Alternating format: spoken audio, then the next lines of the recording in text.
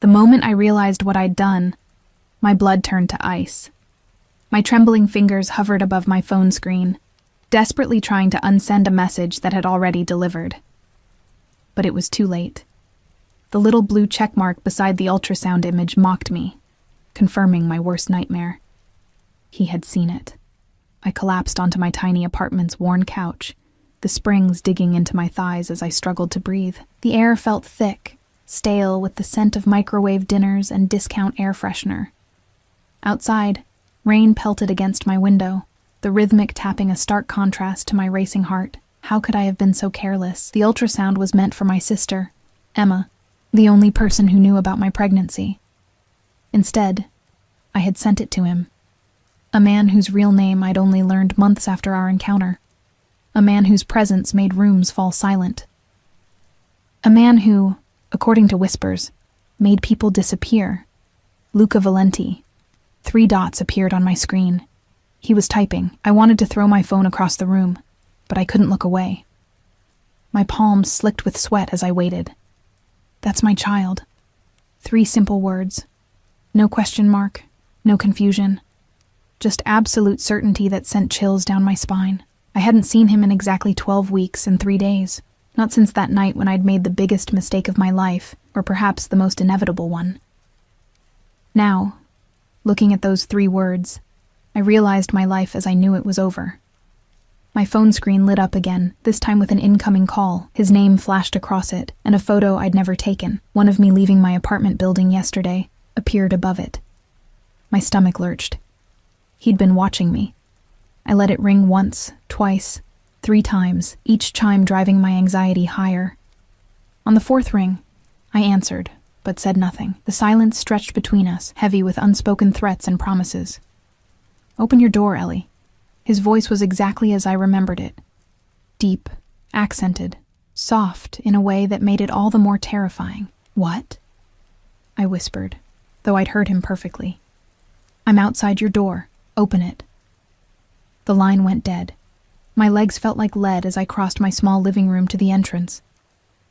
Through the peephole, I saw him, impeccably dressed in a tailored charcoal suit that probably cost more than my rent for a year. His dark hair was neatly styled, and his face, with those sharp cheekbones and penetrating eyes, was as handsome as it was dangerous. Behind him stood a broad-shouldered man, eyes constantly scanning the hallway. I considered pretending I wasn't home, but the thought vanished as quickly as it came. Luca wasn't a man you ignored. And now he knew about the baby, his baby. With shaking hands, I unlocked the door but kept the chain latched. I opened it just enough to see his face properly. "How did you find me?" My voice came out steadier than I expected. His dark eyes captured mine, and I watched as they moved down to my stomach, hidden beneath my oversized sweater.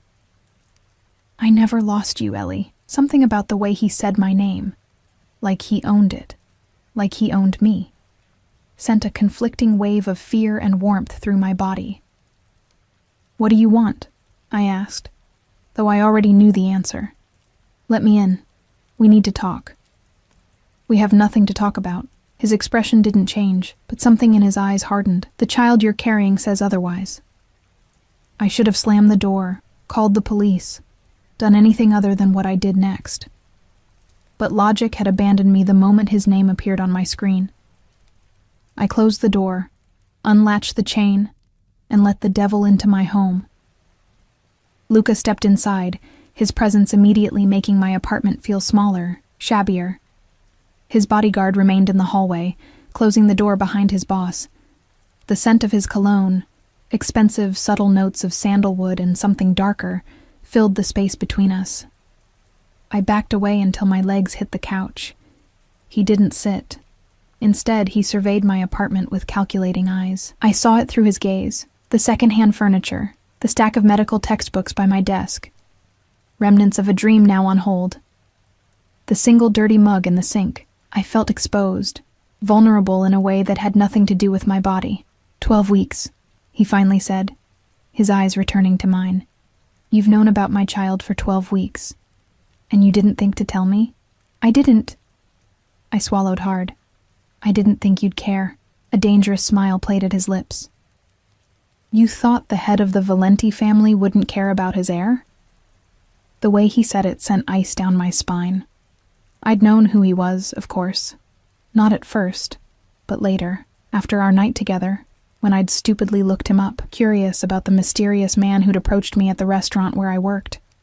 The articles I found had painted a clear picture of who Luca Valenti was, what the police suspected but could never prove. I was going to take care of it myself, I lied, wrapping my arms around my middle protectively. His eyes flashed dangerously. That was never an option. It's my body. My choice, I countered, a flare of defiance breaking through my fear. He moved then, closing the distance between us in 2 long strides. I flinched, but he didn't touch me. Instead, he leaned down, his face inches from mine, his breath warm against my cheek. The moment that child was conceived, Ellie, it became mine too. And I protect what's mine. The possessiveness in his voice made my heart race. I should have been outraged, should have told him to leave, but part of me, a small, traitorous part, thrilled at his words. "What do you want from me?" I whispered. He straightened, studying me with those unreadable dark eyes. "Pack a bag. You're coming with me." "What?" "No," I stood up too quickly, a wave of dizziness washing over me. His hand shot out to steady me, gripping my elbow. The touch sent electricity racing up my arm, reminding me of the night when those same hands had explored every inch of my body. "This isn't a request, Ellie. This apartment isn't safe for my child." "Your child," I repeated, anger finally breaking through my fear. "You keep saying that, like you had any part in this beyond one night. You don't know me. You don't get to make decisions for me." A muscle ticked in his jaw. "I know enough. I know you worked double shifts at that restaurant to pay for an apartment that should be condemned. I know you dropped out of medical school when your parents died. I know you have no one except a sister who lives 3 states away." Each word felt like a slap. "Have you been stalking me? I've been looking after what's mine. I am not yours." The words burst out of me. His eyes darkened. "But the child is. And until it's born, that makes you my responsibility too." "I don't need your protection or your charity," I spat, though we both knew it was a lie. My bank account was nearly empty, my rent was overdue, and pregnancy complications had already cost me 2 shifts last week. "This isn't charity," he said coldly. "This is necessity. The man your ex owes money to is not someone you want to cross paths with." My blood ran cold. "What are you talking about?" "Ryan Barnes. The man you dated before me. The reason you took the job at the restaurant where we met." His voice was matter-of-fact, as if he were discussing the weather and not tearing apart my carefully constructed walls. "He's in debt to the Moretti family. Deep debt, and they're not as civilized as I am when it comes to collecting. Ryan. I hadn't thought about him in months. We dated briefly last year before I discovered his gambling problem. He'd disappeared from my life so completely, I'd assumed he'd skipped town to escape his creditors. I'd never imagined those creditors were a rival mafia family. "What does that have to do with me?" I asked, though dread was already pooling in my stomach. "They know about your connection to him. And when they discover your connection to me, and the child you're carrying..." He left the sentence hanging, but his meaning was clear. I sank back onto the couch, my legs unable to support me anymore. "You're lying. You're trying to scare me into doing what you want." Luca pulled out his phone, tapped a few times, and handed it to me. On the screen was a photo of Ryan, looking thinner and more haggard than I remembered, talking to a man outside what appeared to be my workplace. The timestamp showed it was taken yesterday. "He's looking for you," Luca said softly, "and he's desperate enough to sell information about my child to save his own skin." I handed the phone back, my hands trembling. "Even if that's true, I can't just leave with you. I don't know you." "You knew me well enough once." Heat rushed to my cheeks at the memory of that night. How his hands had felt on my skin. How his lips had trailed fire down my neck. How I'd surrendered to him completely. One night of weakness after months of loneliness and struggle. "That was different," I whispered. "Was it?" He knelt in front of me, bringing our eyes level. It was an oddly vulnerable position for such a powerful man. "Tell me you felt nothing, Ellie. Tell me you don't remember every moment of that night as clearly as I do." I couldn't lie. Not when he was looking at me like that. It doesn't matter what I felt. It was one night. And now it's a lifetime. His gaze dropped to my stomach again. Our child changes everything.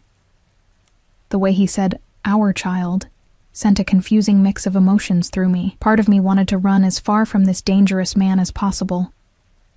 But another part, the part that had been struggling alone for so long, whispered that maybe, just maybe, I didn't have to do this by myself anymore.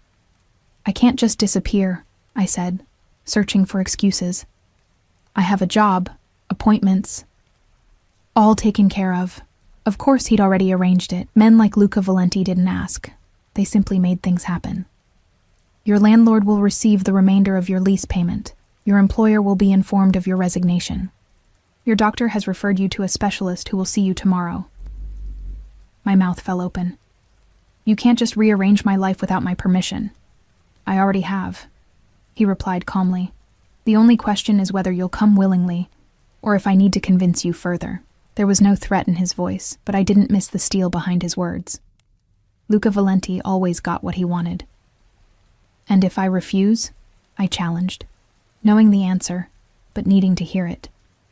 He leaned forward, his face inches from mine. There is no refusing, Ellie. You carry my child. That makes you mine to protect, whether you like it or not.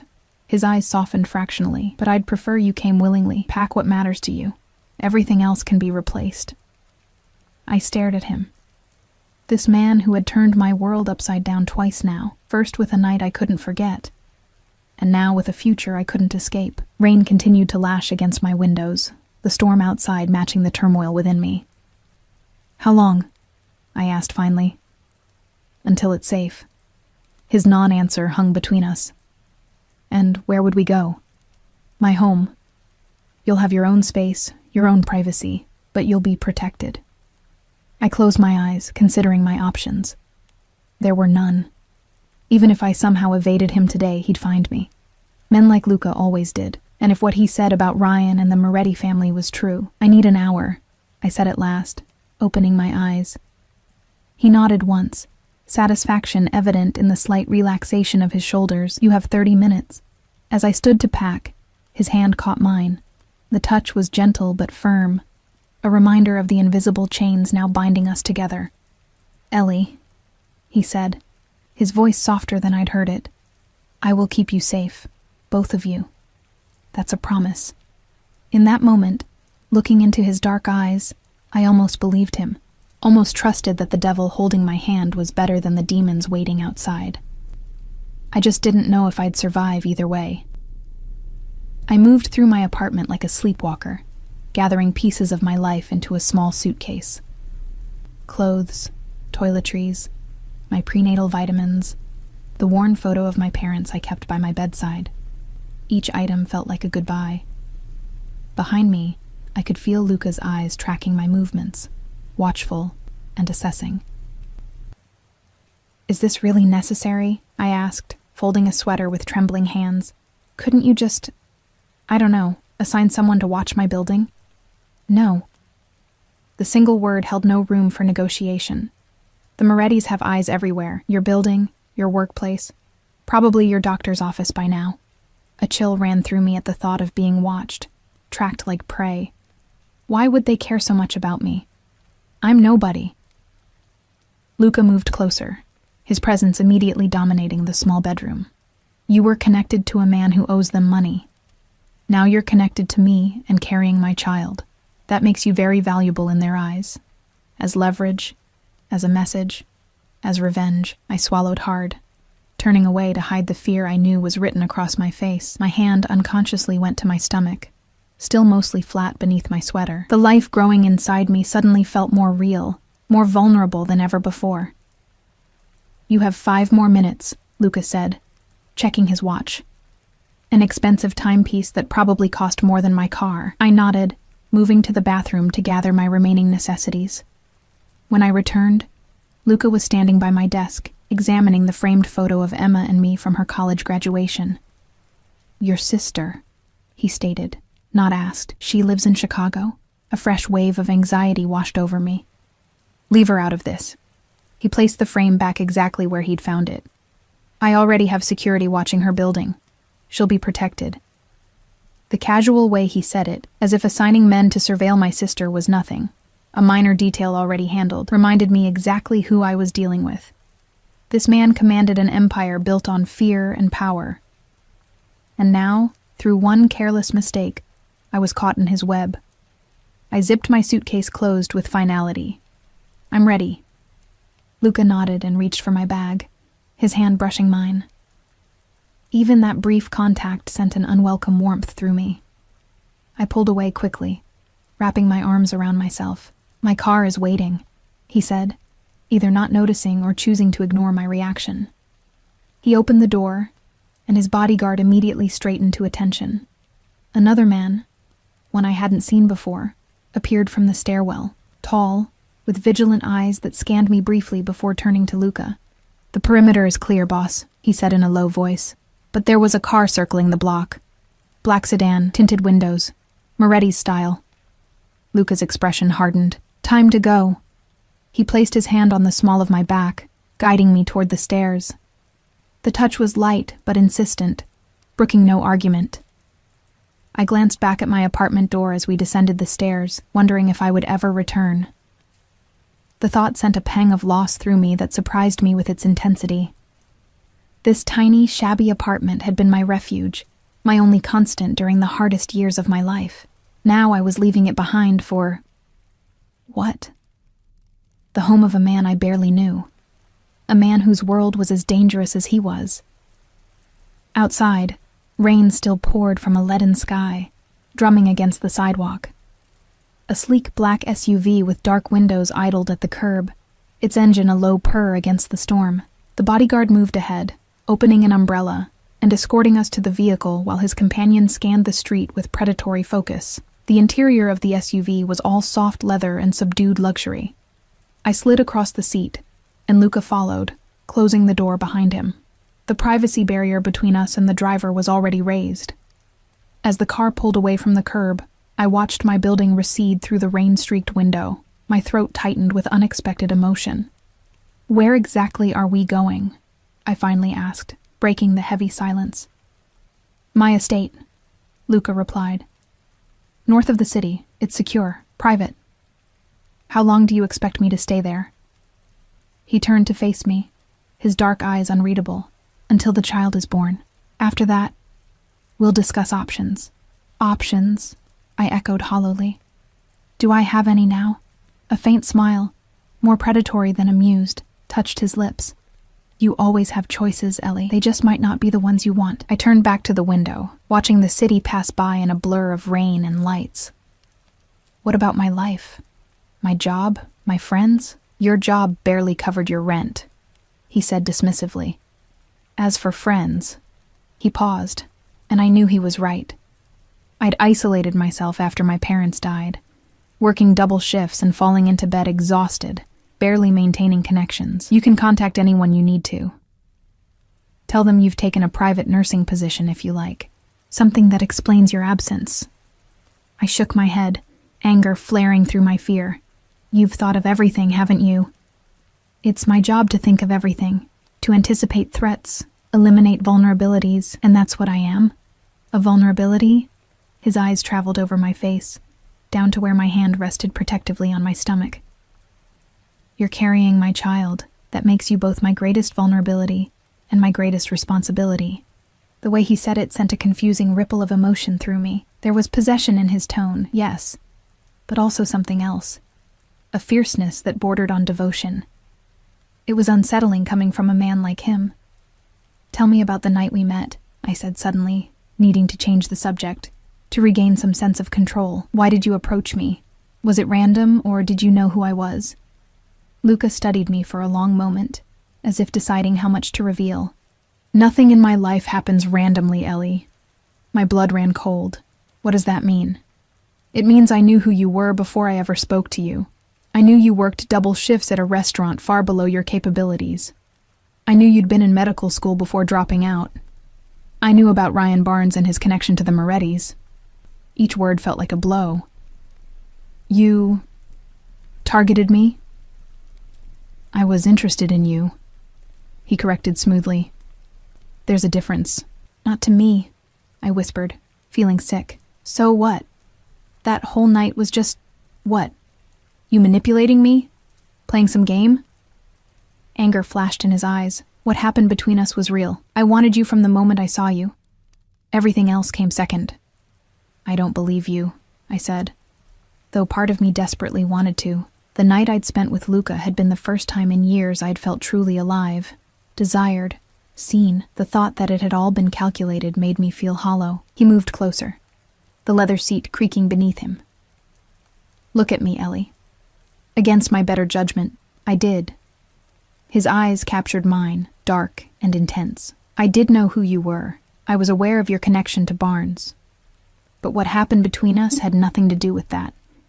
His voice dropped lower. When I touched you, when I kissed you, when I took you to my bed, that was about us. Only us. The memory of his hands on my skin, his lips against my neck, made heat bloom in my cheeks. I looked away, unable to hold his gaze. It doesn't matter now, I said, though we both knew it did. We're here because of the baby, nothing else. Are we? He challenged softly. Before I could respond, the car slowed, turning through an imposing iron gate set into a high stone wall. Beyond it, a winding driveway cut through immaculate grounds, leading to a sprawling estate that looked like it belonged in another century. The mansion was stone and glass, elegant and imposing against the stormy sky. We're here, Luca said unnecessarily, watching my reaction. I stared at the house. No, not a house, a fortress, feeling another wave of unreality wash over me. This was his world, a world of wealth and power I could scarcely comprehend. The car stopped at the front entrance, where a covered portico protected from the rain. Immediately, the driver appeared to open Luca's door, while another man, presumably more security, opened mine.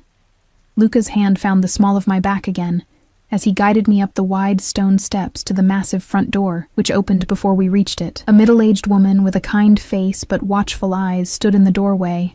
Mrs. Russo, Luca greeted her. This is Ellie Parker. She'll be staying with us indefinitely. The woman's eyes traveled to my stomach briefly before returning to my face with a warm smile. Welcome, Miss Parker. I've prepared the East Wing suite for you. Thank you, I murmured, feeling overwhelmed. Mrs. Russo oversees the household, Luca explained. Anything you need, she can provide or arrange. The foyer we stepped into was cavernous, with a sweeping staircase and marble floors that echoed with our footsteps. Art that looked museum-worthy hung on the walls, and a massive crystal chandelier cast rainbows of light across the space. It was beautiful, intimidating, and nothing like anywhere I'd ever lived. I'll show Miss Parker to her rooms, Mrs. Russo offered, but Luca shook his head. I'll take her. Have dinner prepared in my study in 1 hour. We'll eat privately tonight. The woman nodded and disappeared down a hallway, leaving me alone with Luca once more. This way, he said, guiding me up the staircase. Your suite connects to mine, but you'll have complete privacy, your own entrance, sitting room, bedroom, and bath. Connected to yours? I echoed, alarmed. He glanced at me, a hint of that predatory smile returning. For security purposes, the connecting door locks from both sides. We reached the top of the stairs and proceeded down a long corridor lined with more artwork and antique furniture. Finally, Luca stopped at a set of double doors, which he opened to reveal a suite that was larger than my entire apartment. The sitting room was elegant without being ostentatious. Plush cream carpets, a comfortable-looking sofa in soft blue, a marble fireplace with a fire already crackling inside. Beyond, I could see a glimpse of a bedroom with a massive 4-poster bed. Is this adequate? Luca asked, and I detected a rare note of uncertainty in his voice. I nodded, unable to form words. The luxury surrounding me was so far removed from my daily existence that it felt like I'd stepped into another world. Your bathroom is through there, he continued, pointing to a door on the right. The closet has been stocked with some essentials, but we can have anything else you need delivered. Stocked? I found my voice. You already bought me clothes. Mrs. Russo did. I gave her your sizes. At my look of alarm, he added, Your medical records provided the information. Nothing invasive. Nothing invasive. As if kidnapping me from my life, researching my background, and installing me in his home like a prized possession wasn't invasive enough. The connecting door is here, he said, moving to a discreet door built into the far wall. As I said, it locks from both sides. He demonstrated the heavy bolt on my side. My suite is beyond it. If you need me for any reason, at any hour, you only need to knock. The implication in his words made my heart rate accelerate. I moved away from the door, putting distance between us.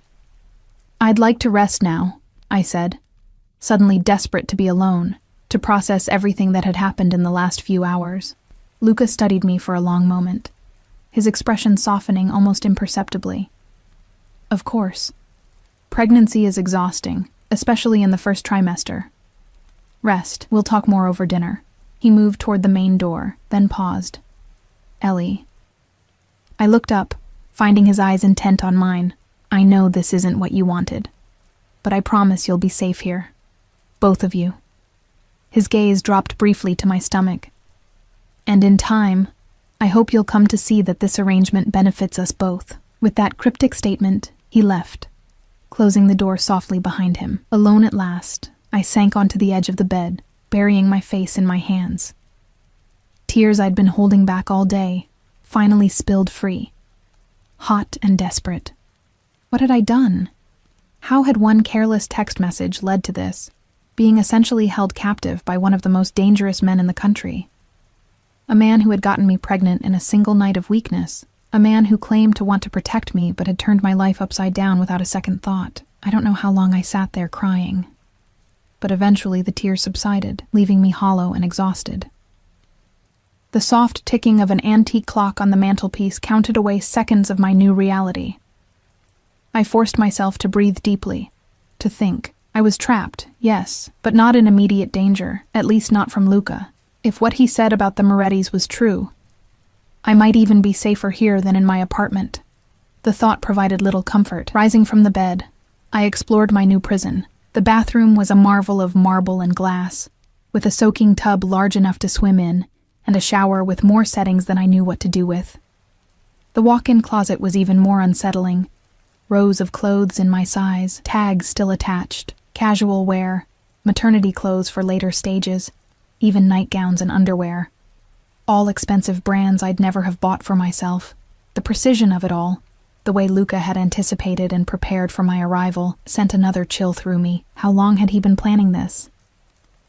Had he just been waiting for an opportunity? An excuse to bring me into his world? I returned to the sitting room and tried the main door. It wasn't locked.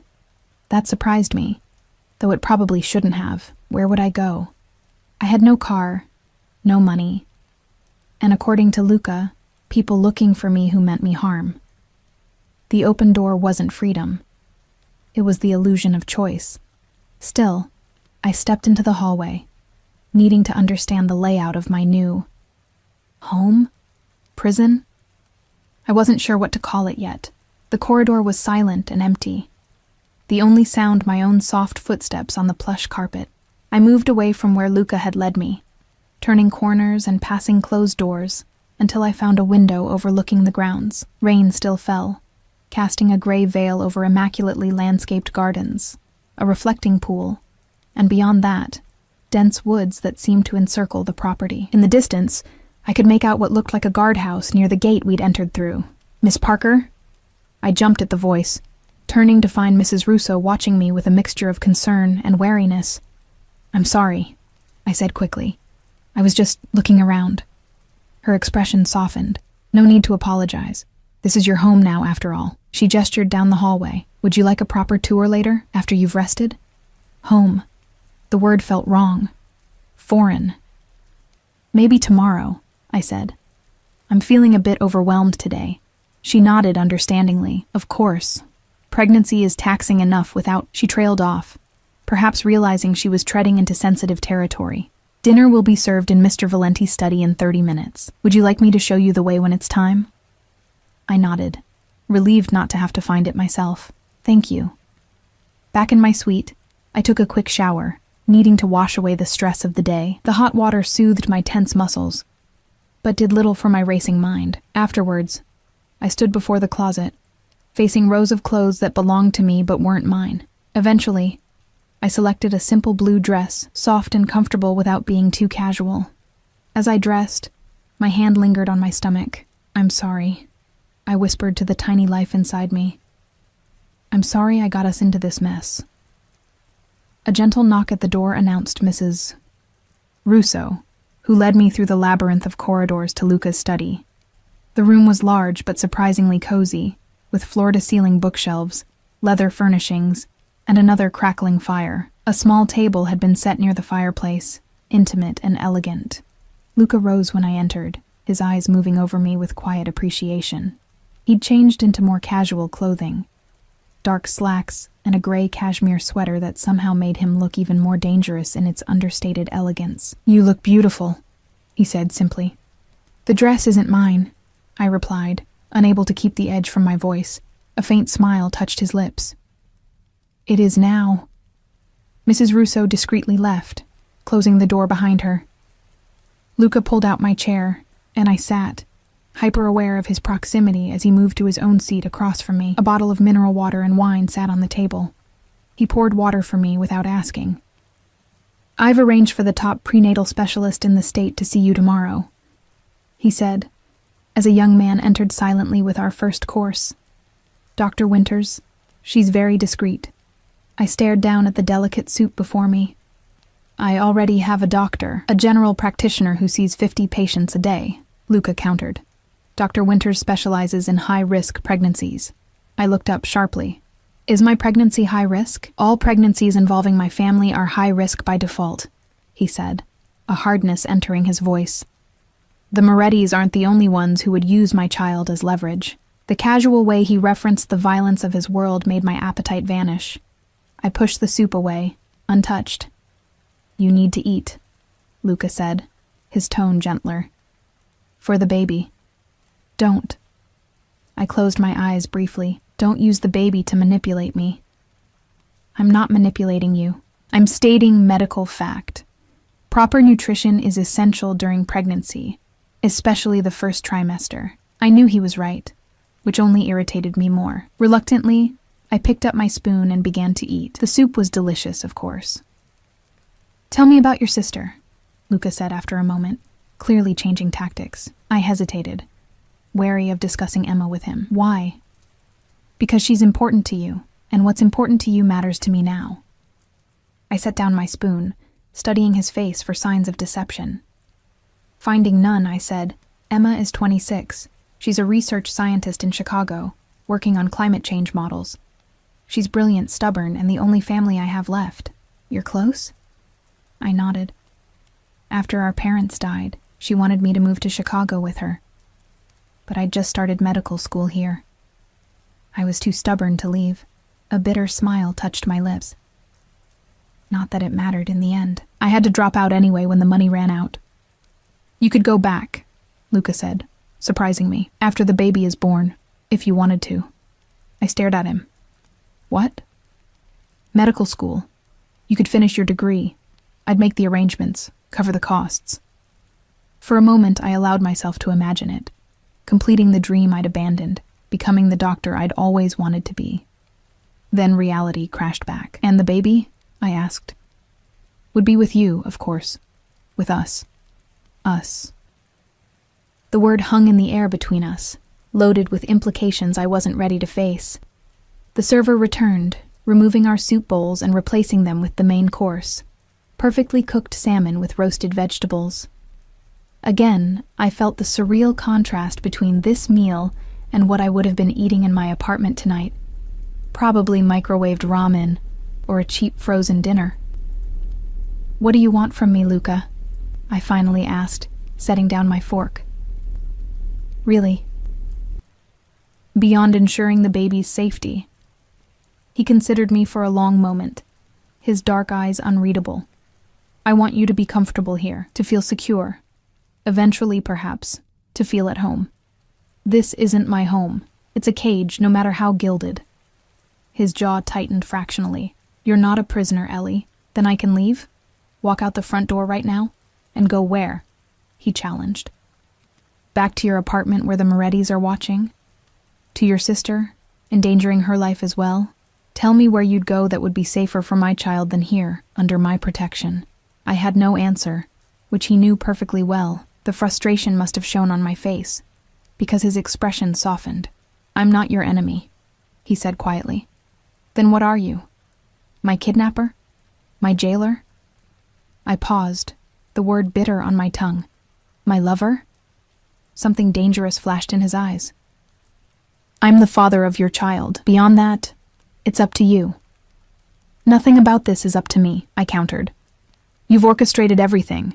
My leaving, my staying here, even my doctor's appointments. For your protection. So you keep saying. We fell into tense silence, the only sounds the crackling of the fire and the soft clink of silverware against china. I forced myself to eat, if only to avoid conversation. Finally, Luca spoke again. I know you resent being here. That's understandable. But I hope in time you'll see that I'm doing what's necessary. Necessary for whom? I asked. For all of us. He leaned forward, his gaze intense. The world I live in is dangerous, Ellie. I won't apologize for that. But I can promise you that within these walls, you and our child will want for nothing. You'll be safe, comfortable, protected. A golden cage is still a cage, I murmured. Then consider it a sanctuary instead, he countered. A place apart from the dangers outside. I looked up, meeting his eyes. And what about the danger inside? You. For the first time, he seemed genuinely taken aback. You think I would hurt you? I think you already have, I said softly. You've taken my freedom, my choice. You've decided my life for me without my consent. He was silent for a long moment. When he spoke again, his voice was lower, touched with something that might have been regret in another man. There are many kinds of freedom, Ellie. Many kinds of choice. Some are illusions. What does that mean? It means the freedom you think you had. Struggling alone, working yourself to exhaustion, barely surviving, was no freedom at all. It was just a different kind of cage. His words hit closer to home than I wanted to admit. The past 2 years had been a constant battle to stay afloat, to hold on to the fragments of the life I'd planned before my parents' death shattered everything. There had been little true freedom in it. At least it was my cage, I said. But the argument sounded hollow even to my own ears. Luca didn't press his advantage, which surprised me. Instead, he changed the subject. Tell me about your pregnancy. How have you been feeling? The mundane question after our tense exchange caught me off guard. Morning sickness mostly, though it lasts all day sometimes. Fatigue. The usual, I guess. Have you had an ultrasound yet? I nodded. Just the one you saw. Last week. Is everything normal? There was genuine concern in his voice, a vulnerability I hadn't expected. As far as they could tell, it's still early. He nodded, seeming relieved. Dr. Winters will do another tomorrow. More comprehensive. Dessert arrived. Some kind of delicate chocolate confection that under other circumstances would have been irresistible. Now, it just reminded me of the bizarre luxury of my captivity. May I ask you something? I said suddenly. Luca looked up, surprised, of course. That night, when we met, was any of it real? Or was I just a conquest, part of some game with the Morettis? His expression darkened. I told you in the car. What happened between us had nothing to do with them. But you knew who I was. You'd researched me. He set down his fork, giving me his full attention. Yes. I knew who you were. Ryan Barnes had been in my club the week before, drunk, talking too much about the Moretti debt, and a beautiful ex-girlfriend who worked at Bellini's. It caught my attention. I had you looked into, out of caution. And then you just happened to show up at my restaurant? I went there to assess whether you were a threat or a potential asset, he admitted, his honesty surprising me. But the moment I saw you, he paused, something shifting in his gaze. Plans change, Ellie. What I intended and what happened are very different things. So you're saying what? That you saw me and fell instantly in lust? I couldn't keep the skepticism from my voice. A dangerous smile played at his lips. Something like that. I remembered that night all too well, how he'd appeared at my section, requesting me specifically as his server, how his eyes had followed me throughout the evening, how he'd left an obscene tip and a card with his private number, how I'd stared at that card for 3 days before finally calling him, drawn to him despite knowing better. "I shouldn't have called you," I said, more to myself than to him. "But you did." There was no triumph in his voice, just simple acknowledgement of fact. And here we are. Here we are indeed, sitting in his mansion, carrying his child, my life now irrevocably entangled with his. "It's getting late," I said, suddenly exhausted by the emotional toll of the day. "I'd like to go back to my room." Luca nodded, rising immediately. "I'll walk you." "I can find my way," I said quickly, not wanting to spend another moment in his unsettling presence. He studied me for a beat, then inclined his head. "As you wish. Sleep well, Ellie." I stood, but before I could turn to leave, his hand caught mine. The touch was light, almost gentle, but it sent electricity racing up my arm. An unwelcome reminder of the chemistry that had led to this mess in the first place. "One day," he said softly, "you'll understand that everything I've done has been to protect what's mine, including you." I pulled my hand away. "I'm not yours." His eyes held mine, intense and knowing. "Aren't you?" I didn't dignify his question with an answer. Instead, I turned and walked away, my heart pounding against my ribs. The worst part wasn't his arrogance or his presumption. It was the tiny, traitorous part of me that responded to his possessiveness, that thrilled at being claimed by such a powerful man. I hated that part of myself. The mansion was quiet as I made my way back to my suite, guided more by instinct than memory. A few wrong turns later, I found myself in an unfamiliar wing, the decor subtly different, darker woods, more masculine furnishings. I was about to turn back when a door opened ahead of me, and a man emerged. The same bodyguard who had been outside my apartment earlier. He froze when he saw me, then quickly composed his features. "Miss Parker, are you lost?" "I'm trying to find my way back to my room," I admitted. "You're in the security wing," he explained. "Your suite is on the other side of the house." His expression gave away nothing, but I sensed disapproval. "I'll escort you." "Thank you." I trailed off, realizing I didn't know his name. "Marco," he supplied after a slight hesitation. "Thank you, Marco." We walked in silence, his presence a few steps behind me, both protective and monitoring. When we reached my door, he nodded once and turned to leave. "Wait," I called after him. "How long have you worked for Luca?" Marco's face remained impassive. 10 years, miss." "And in all that time, has he ever brought someone here, like me?" A flicker of something, surprise, perhaps, crossed his features. "No, miss. Never." Without another word, he disappeared down the hallway, leaving me with that small, unsettling revelation. I was the first woman Luca had brought to his home. I wasn't sure if that made things better or worse.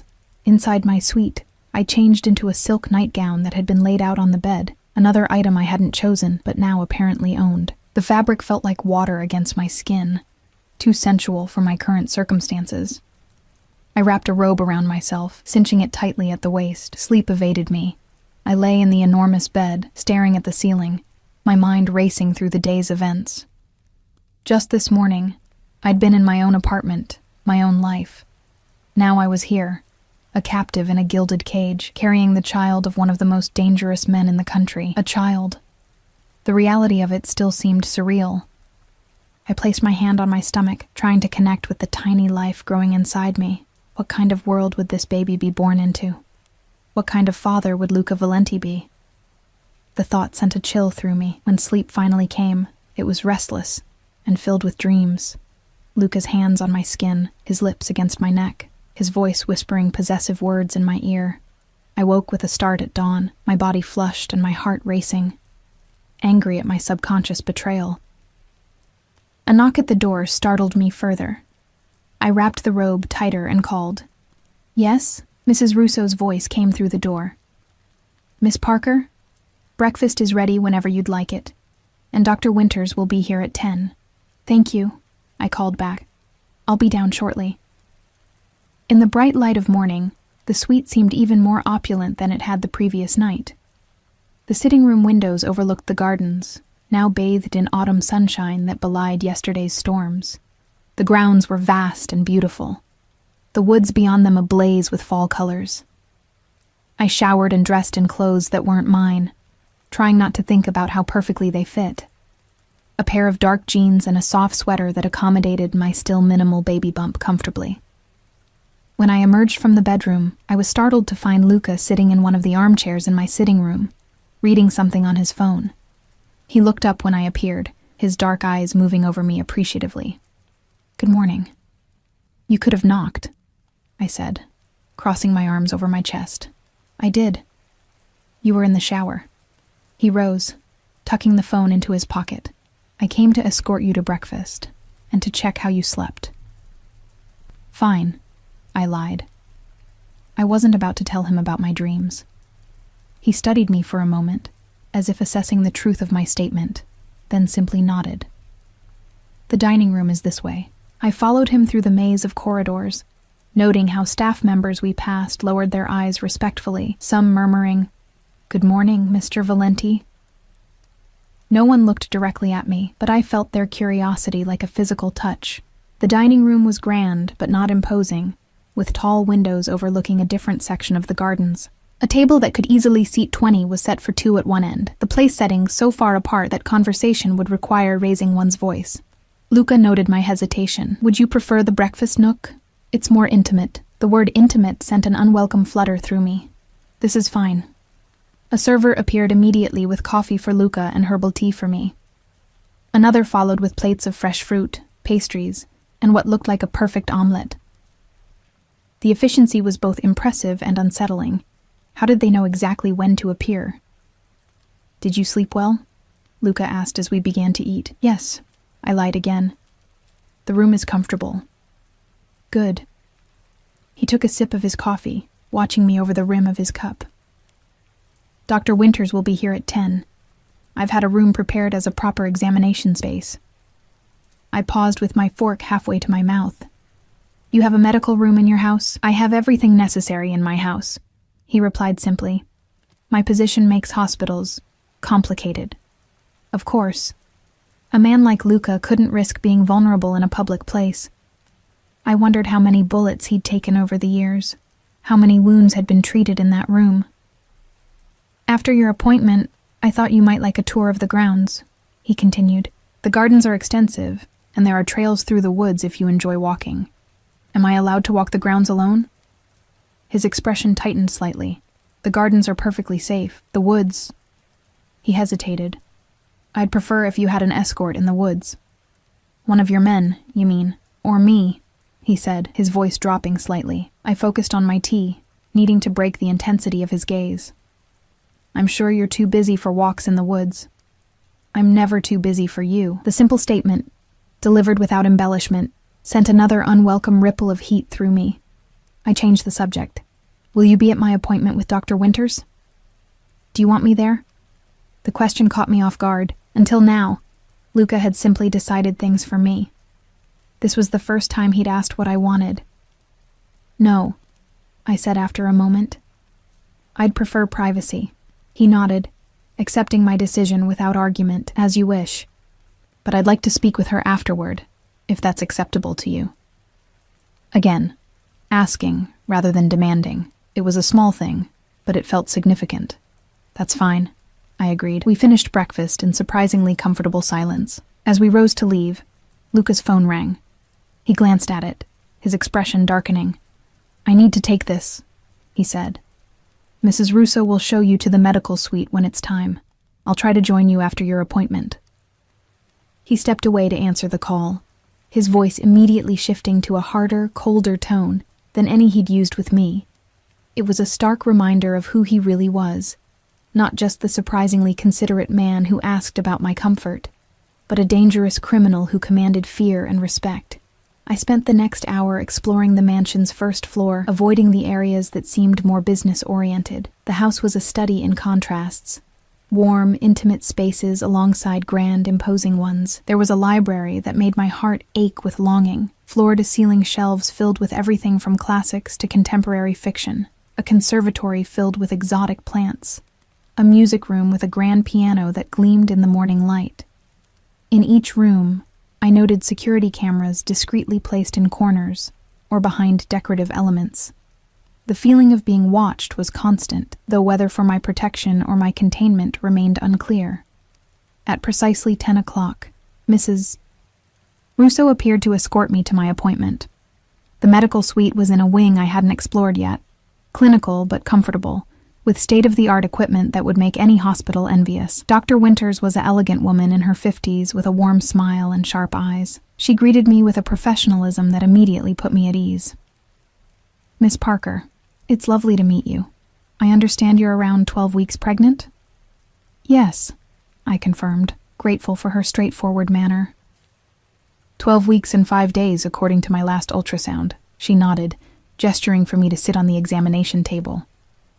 "And how have you been feeling? Any concerns?" For the next hour, Dr. Winters conducted the most comprehensive prenatal exam I'd ever experienced.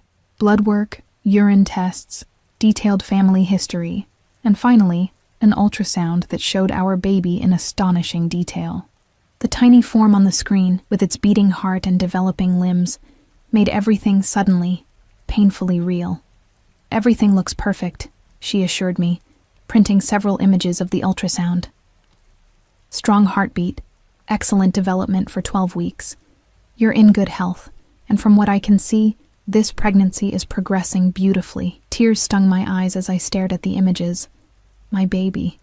Luca's baby. Our baby.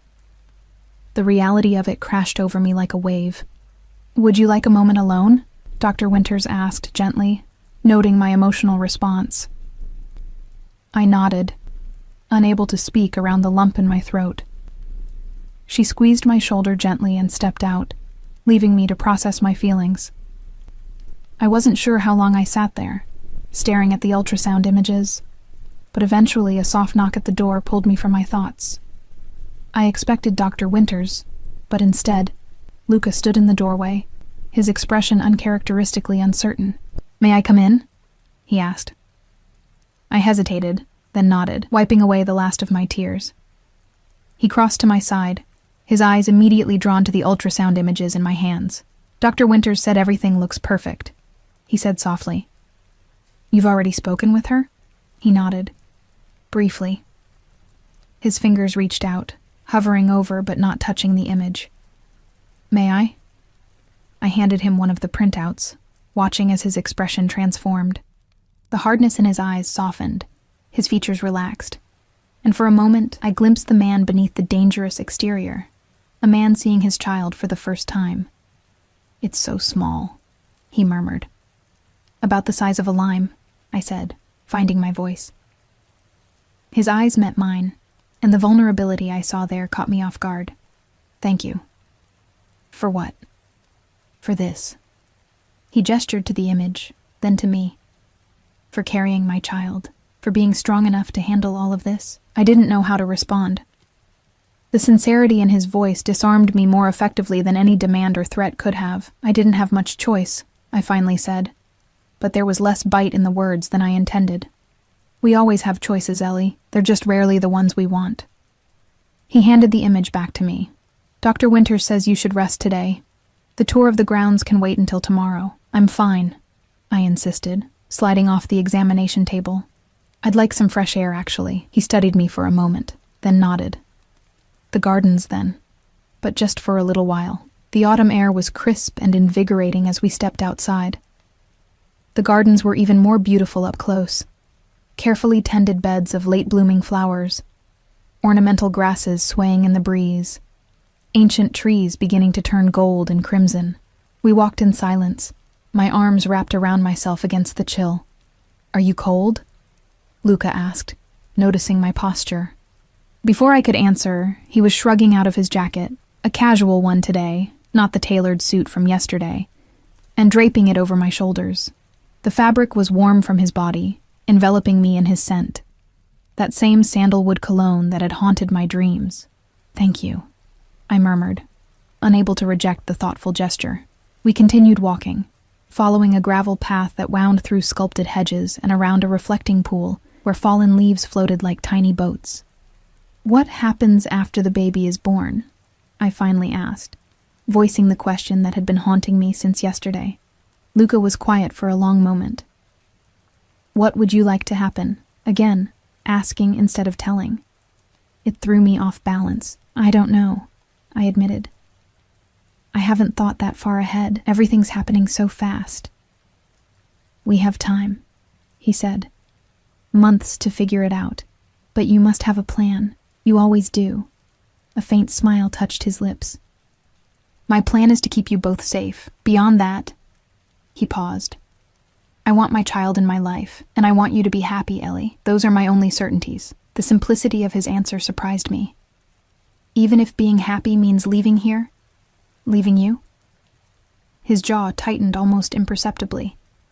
"If that's what you truly want, we'll find a way to make it work. But I hope by then, you'll have seen that your place is here. With me." His words hung in the air between us. With me. Not just with our child, but with him. The implication was clear. He wanted more than just co-parenting. The thought should have terrified me. Instead, it sent a confused flutter through my chest. "You don't even know me," I said, pulling his jacket tighter around my shoulders. "One night together doesn't make a relationship." "I know you better than you think," he countered, his voice gentle. "I know you're fiercely independent even when it hurts you. I know you'd sacrifice anything for the people you love. You gave up your dreams for your parents, and you'd do the same for your child." His eyes held mine. "I know you're intelligent, compassionate, stronger than you realize." I looked away, uncomfortable with his assessment. "That's not knowing me. That's observations, data points." "Then give me the chance to know you," he said, stepping closer, "and to let you know me. The real you, or the version you want me to see." Something like hurt flashed across his features. "I've never pretended to be something I'm not, Ellie. Not with you." We'd reached a stone bench beneath a massive oak tree, its branches casting dappled shadows across the ground. Luca gestured for me to sit, joining me after I did, careful to leave space between us. "My father was a monster," he said suddenly, startling me with the abrupt change in topic. "Cruel, violent, unpredictable. My mother lived in terror of him. So did I, until I was old enough to fight back." His voice was matter of fact, but I could hear old pain beneath the surface. I swore I would never be like him, that if I ever had a family, they would never fear me. I studied his profile. The hard lines of his face softened in reflection. "Is that why you brought me here? Because you don't want your child to grow up without you? Like you did without a real father?" He nodded slowly. "Partly. But it's more than that." His eyes met mine. "The night we spent together, it wasn't just sex for me, Ellie. There was something between us. Something rare." Heat rose to my cheeks at the memory. How perfectly we'd moved together. How he'd seemed to know exactly what I needed. How safe I'd felt in his arms despite knowing what he was. The contradiction had been intoxicating. "Chemistry," I said dismissively. "Physical attraction. Is that all you felt?" The directness of his question caught me off guard. I stood, needing distance from his penetrating gaze. "It doesn't matter what I felt. We live in different worlds, Luca. Yours is..." I gestured vaguely. "All this. Power, danger, wealth. Mine is ordinary, normal. And yet here you are, in my world." He rose, moving to stand beside me. "Maybe the universe is trying to tell us something." "The universe didn't send that ultrasound," I pointed out. "I did. By mistake." A smile touched his lips. "Some might call that fate. I call it a technological error." He laughed then, a genuine sound that transformed his face. For a moment, I caught a glimpse of what he might have been in another life. Just a man, not a mafia boss. The thought made my heart ache with unexpected longing. "We should go back inside," I said, feeling suddenly vulnerable. "It's getting colder." As if on cue, a sleek black car appeared at the far end of the garden, approaching along the driveway. Luca's posture changed immediately, his body tensing as he moved slightly in front of me. "Were you expecting someone?" I asked, alarmed by his reaction. "No." His voice had turned cold, his hand moving to his side where I suspected he carried a weapon. He pulled out his phone, tapped a message, then returned it to his pocket. "Go back to the house, Ellie. Now." "What's happening?" "Just go," he insisted, his eyes never leaving the approaching vehicle. Before I could move, 2 more cars appeared, boxing in the first. Men emerged. Luca's men, I realized by their deferential postures. The tension in Luca's body eased fractionally. "It's all right," he said, though his voice remained tight. "My security has it under control." The first car's door opened, and a woman stepped out, elegant, middle-aged, with a regal bearing that commanded attention even from a distance. Luca's entire demeanor changed at the sight of her. "My mother," he said, sounding both annoyed and resigned. "Wait here." He strode across the lawn toward the woman, who stood her ground, chin raised defiantly. Even from a distance, I could see the tension in their postures as they spoke. After a brief, apparently heated exchange, both turned toward me. Luca's mother said something else, and he nodded reluctantly before walking back to where I waited. "My mother insists on meeting you," he said, his jaw tight with barely contained frustration. "I apologize in advance." Before I could respond, the woman was approaching, her expensive heels somehow navigating the gravel path with perfect ease. Up close, I could see Luca and her features. The same intense eyes, though hers were a striking green, rather than his dark brown. "So this is the girl," she said by way of greeting, her gaze moving over me assessingly. Her accent was more pronounced than Luca's, her English precise, but distinctly Italian. "Mother," Luca warned, his voice tight. She ignored him, continuing her evaluation. "Pretty enough, I suppose. A bit thin. Are you feeding her properly, Luca, Mrs. Valenti?" I said, finding my voice. "It's unexpected to meet you." A smile that didn't quite reach her eyes touched her lips. "Sophia, please. And yes, I imagine it is unexpected. My son doesn't tell me anything these days." She cast Luca a reproachful look. "I had to hear from Gianni that there was a woman living in the house, a pregnant woman." Luca's expression darkened. "Gianni talks too much. Gianni is loyal to the family," Sophia countered. "As you should be." She returned her attention to me. "So you are carrying my grandchild?" It wasn't a question, but I nodded anyway. "And your name?" "Ellie Parker." "Parker," she repeated, as if testing the sound of it. "Not Italian." "No," I confirmed unnecessarily.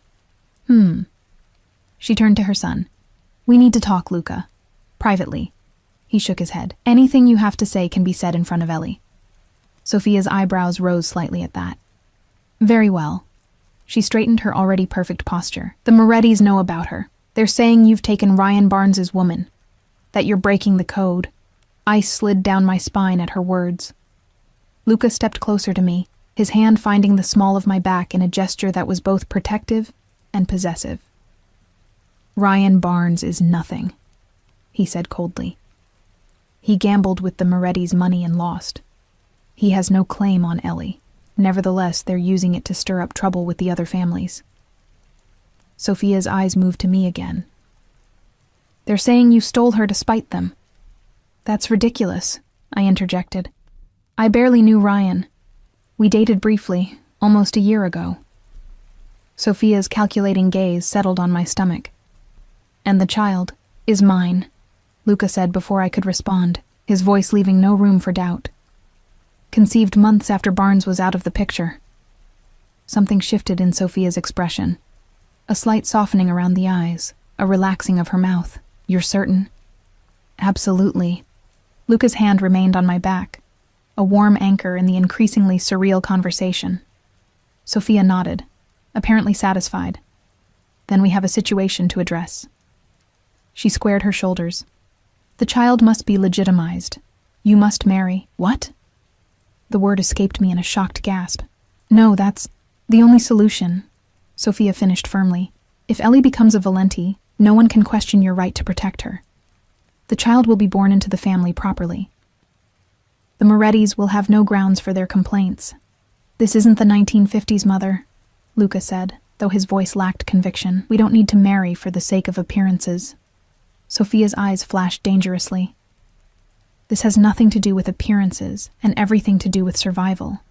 Your father built this family on respect for tradition.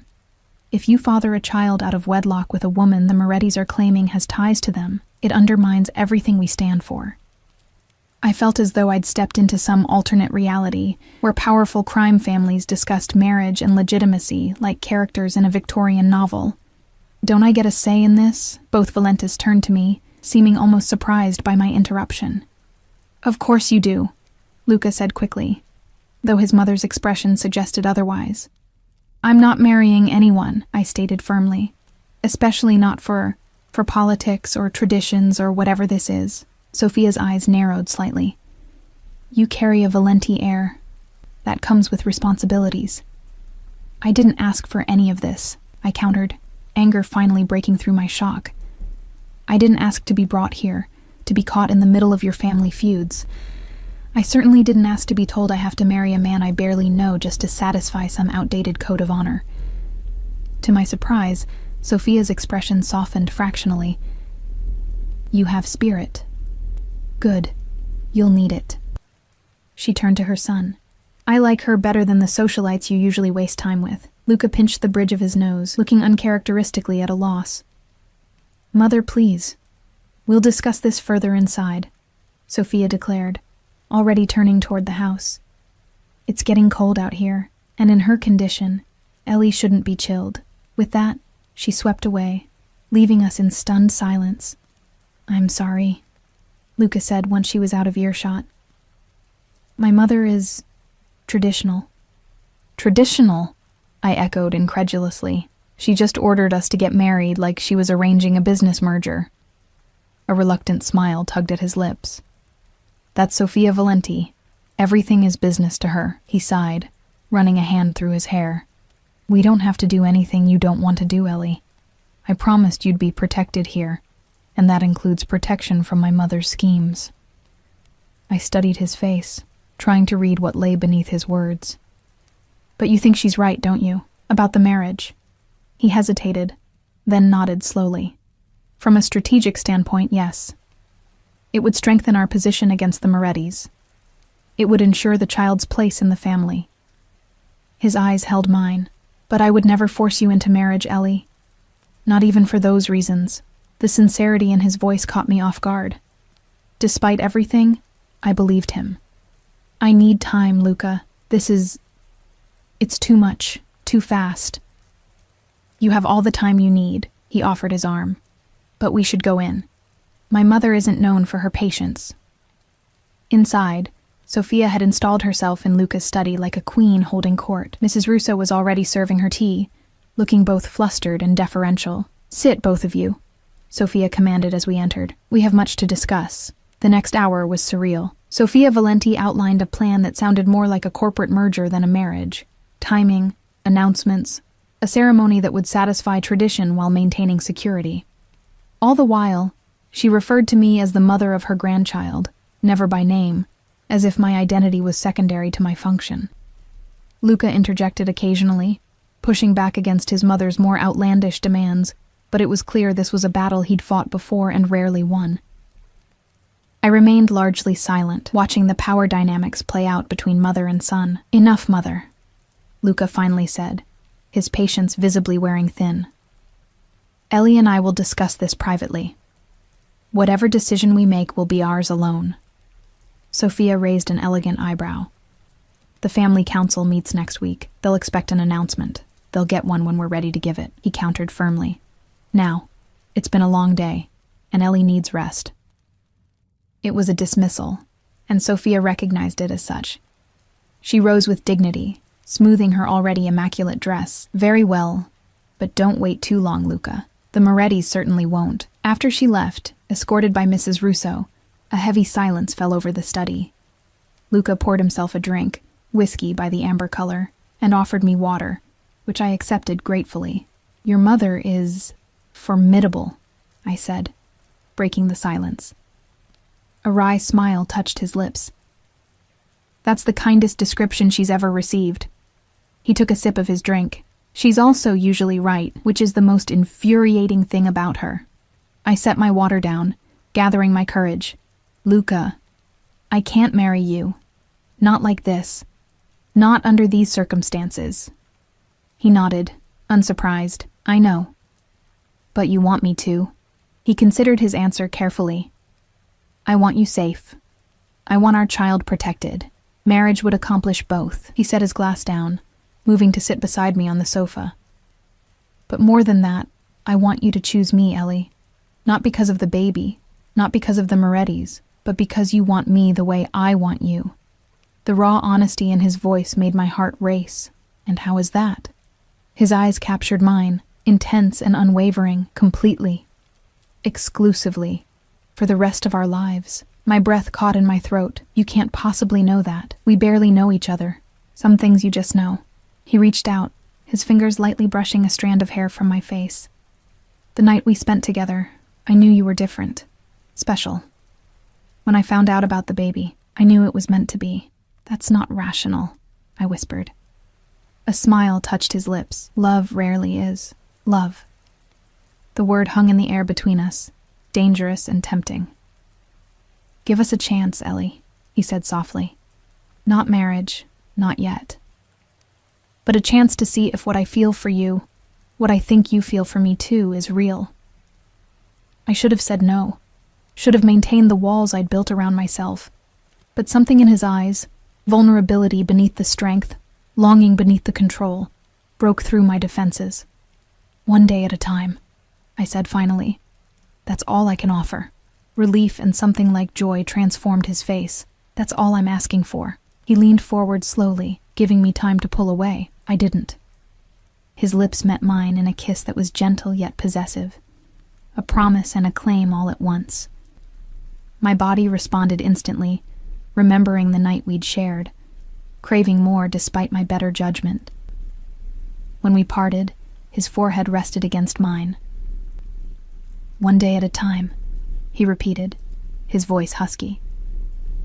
In that moment, with his warmth surrounding me and our child growing between us, I allowed myself to imagine a future I'd never expected, one where this dangerous, complex man became my sanctuary, rather than my cage. It wouldn't be easy. There would be battles ahead, with the Morettis, with his mother, with the expectations of his world. But as Luca's arms encircled me, drawing me against his chest where I could hear the steady beat of his heart, I realized something important. I wasn't alone anymore. For better or worse, Luca Valenti had claimed me as his own. And deep down, in a place I wasn't quite ready to acknowledge, I'd begun to claim him too.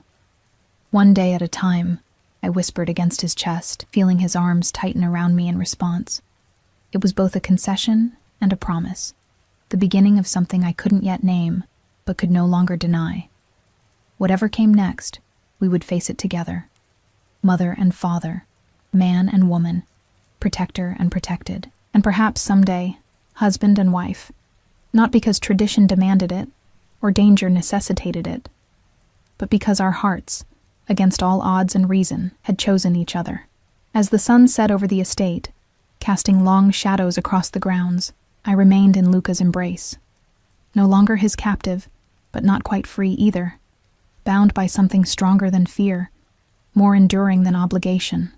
It had begun with a mistaken message, a careless tap on a screen. But perhaps, as Luca had suggested, it wasn't a mistake at all. Perhaps it was exactly what was meant to be.